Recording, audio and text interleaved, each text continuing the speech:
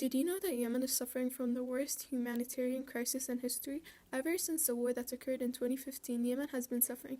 With a population of 28.5 million, 80% of those people need humanitarian assistance. And the worst thing about it is 12 million of the 80% are children. In addition, COVID-19 has not made it any easier for them.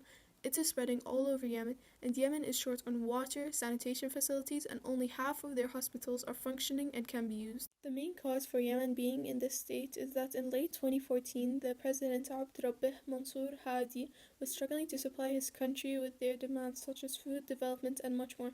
So an armed group called Al-Houthiyun moved into the capital and took control over Yemen. After a short period of time, a union of a dozen states led by Saudi Arabia decided to lead a military campaign to win back held areas by Al-Houthiyun and restore the old president's power. Ever since then, Yemen has become a war ground.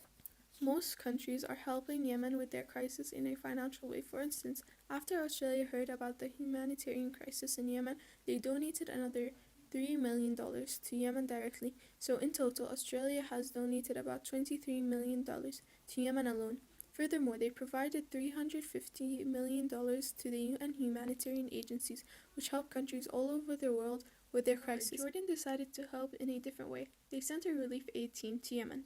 Also, they sent a plane that contained 15 tons of food and medical supplies. And lastly, they flew 29 Yemenis that had bad health conditions to Jordan and are now being treated in Jordanian hospitals. There are some ways that we can reduce or end what is happening in Yemen. For example, Saudi Arabia and Iran can resolve their conflicts because both countries are using Yemen as a fighting arena. This war can come to an end by creating a council or union that will guarantee long-term solutions. Also, Yemen can establish their political system wisely to avoid any differences in religion, ethnicity, and social culture.